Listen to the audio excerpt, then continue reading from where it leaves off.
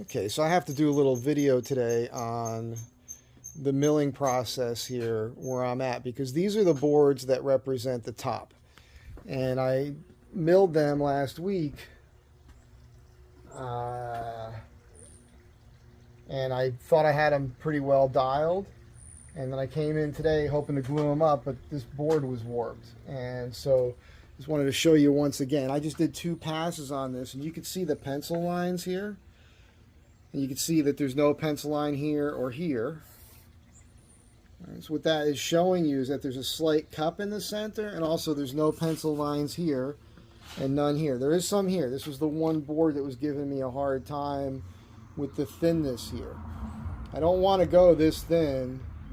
This is longer than I need it to be. But what happens is that your squirreliest board is going to dictate the overall thickness of your finished glue up part. That's just how it is. And there's no major parameters I have to stick to on this, but I'm getting pissed off about it because this happens from time to time. There's just one board that wants to keep releasing energy and changing on you. So that's where I'm at. A couple more passes, I'll be okay. I'll still have well over an inch on thickness on this, but I'm pissed because it's not just this one board now. I got to do all of these with the same exact pass. But I think instead of rushing it, I'm just going to go ahead and do one side today and then come back tomorrow and look at them and then run them through the planer. Because I've been doing one side, getting it good, letting it sit in the afternoon, then coming back and planing them, and they're still moving on me. So I'll try something a little bit different with it. And then, yeah, that's all. I just wanted to do this. I'll show you a couple more short clips today with this, where I'm at. And then hopefully in the next couple days I'll get the top glued together. And just to remind you, the top is going to be something like this. There's going to be just a slight bow to the edges. And I think now we're going to end up being probably like 37 inches or so corner to corner this way, and about 38 inches at the centers.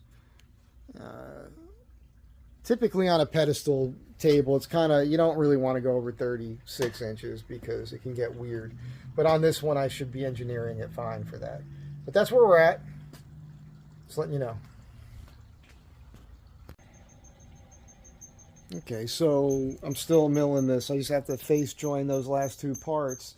So I'm face joining them and I'm edge joining an edge, and this is how you test it. So there's plenty of light over there.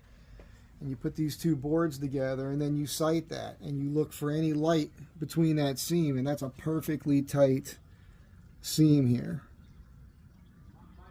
Like you can't even, the seam is right here. All right, that's perfect, and that's what you're looking for every time.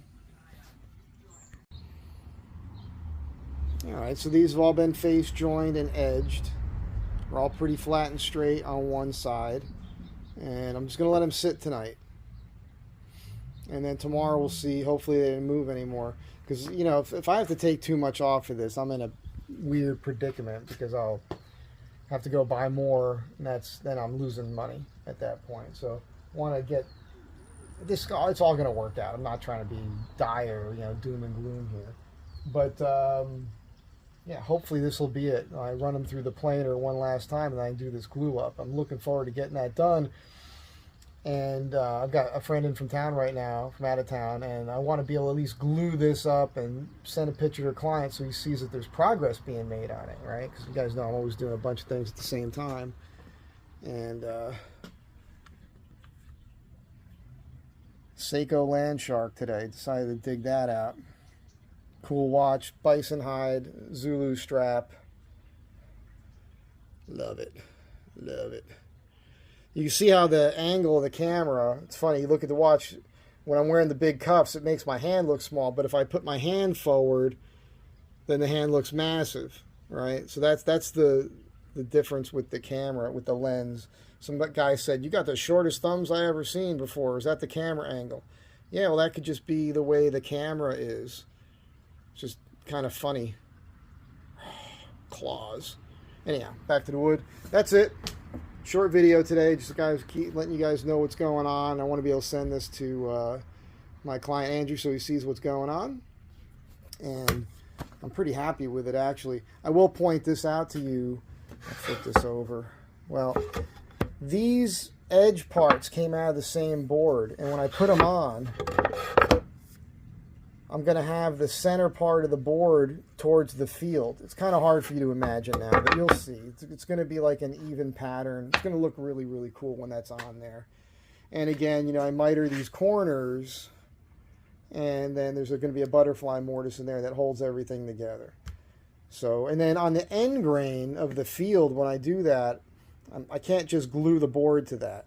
I can glue the board on the lengths of them, but on the boards that go, this is what you call like a breadboard edge maybe. It's a frame. I'm going to have to come up with a system here. So maybe a spline in there, or I'll form like a tongue here, and I'll put a groove on this edge on this board here, and that'll slide over, and that might be the right way to do that. But I'll think that out as I go. So that's it. Short one. Hope you got something out of it, and I'll catch you all in the next one.